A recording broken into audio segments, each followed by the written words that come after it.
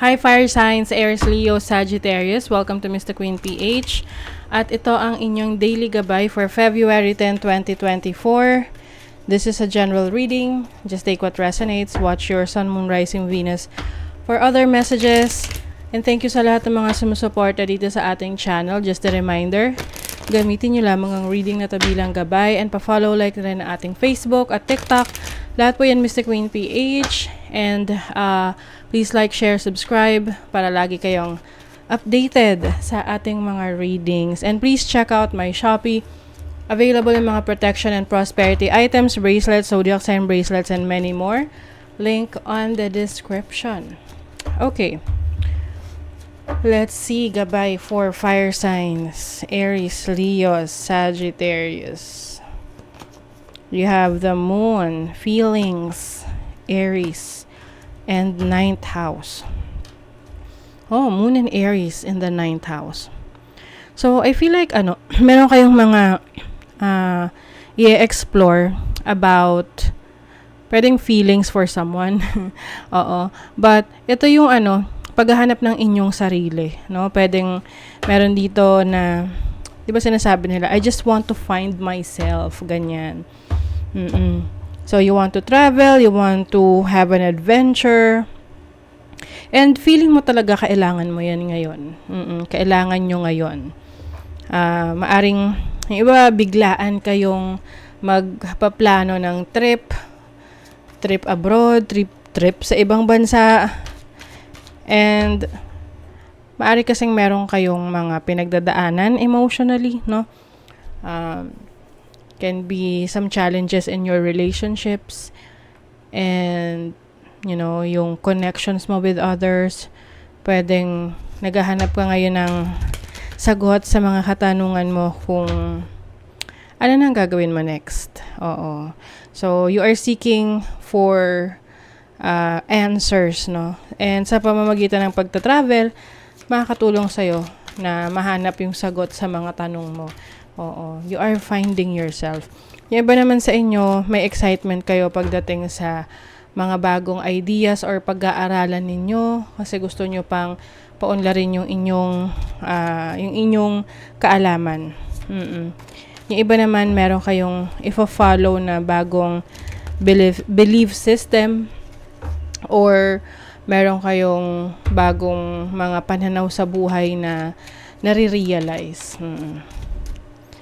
So, your overall energy, you have the 6 of Pentacles, okay? Ayan, 2 moon. 8 of Pentacles and the 7 of Swords. Oh, okay. Yung iba naka-experience dito ng betrayal from someone. Hindi naging totoo sa'yo ang isang taong to. May panloloko. Merong itinago. And now, na-realize mo na kung ano yung tinago na yun. Pwedeng naging issue sa pera to. Pwedeng nagkaroon ng problema sa pera, may itinagong pera. Parang yung tiwala mo sa isang tao nasira dahil sa pera.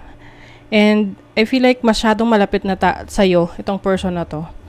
Kaya mahirap para sa'yo na i-digest. Mahirap para sa'yo na paniwalaan. Pero nangyari. Alam mo yung tipong nasya-shock ka na bakit ganon. Kasi you've been very helpful sa person na to. Kaya lang, meron sa inyo nag-take advantage. Kasi feeling nila, marami ka ng blessings. So parang, dapat lang na tumulong ka sa kanila or kahit na i-take advantage ka nila is okay lang dahil blessed ka naman. Yung mga ganon. So, let's see your energy for your money, career, finances. You have the 9 of Wands, the Knight of Swords, the 10 of Cups. Okay.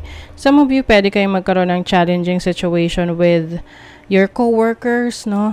Katrabaho mo. Ito yung nagpapasa ng trabaho sa'yo eh. Yung tipong, dahil tinulungan mo siya dati, tapos pag ngayon, ina-expect niya na every time na hingi siya sa'yo ng tulong, tutulungan mo siya, no? Kaya lang, yung iba, medyo abusive.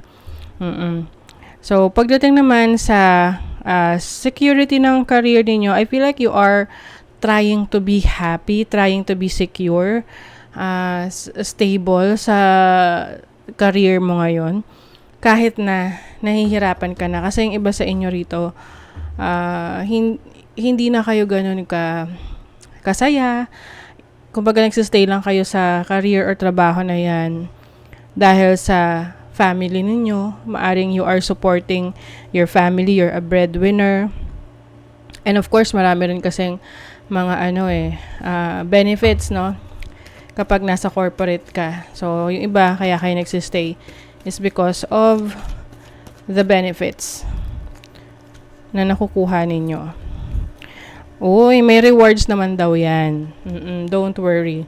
Kung ano man yung mga pinagpapaguran nyo ngayon, pinaghihirapan nyo sa trabaho nyo, sa career ninyo, sa mga investments ninyo, may rewards. Okay? You will get the rewards that you deserve. You are meant to be successful, fire signs. So, kapit lang. Kahit na medyo toxic or stressful yung trabaho, isipin mo na lang na para kang nagtatanim dyan and darating yung time na aanihin mo na yung mga natanim mo. Sa relationship, you have the Queen of Pentacles. Pwedeng ka-deal ninyo ay isang Earth signs, Taurus, Virgo, Capricorn. Five of Pentacles. Yeah, I feel like merong person na malapit sa inyo na nangulimbat talaga. Yung parang merong kinuha sa inyo. Oo. And para siyang yun nga, pinagkatiwalaan mo, tas parang wala siyang pakialam sa mga nagawa niya sa'yo. Oo. So, ngayon, hindi mo pinanghihinayangan yung pera eh. Ang pinanghihinayangan mo yung relationship na nasira, yung tiwala mo sa kanya. Oo, pwede tong romantic partner, pwede rin tong kaibigan, anak, sino man na malapit sa'yo. Pero, kahit na ganon, no, mas magiging blessed ka pa rin. Don't worry. O yan, no, game over. See? Pera talaga eh. Oo, pera yung naging issue. And then, game over. End na. I feel like kina-cut off mo na tong person na to sa buhay mo kasi maaring puro pera lang yung kailangan sa'yo or maaring may kinuha talaga sa'yo. So, that is your reading. Fire signs, Aries, Leo, Sagittarius. So, thank you so much. Bye.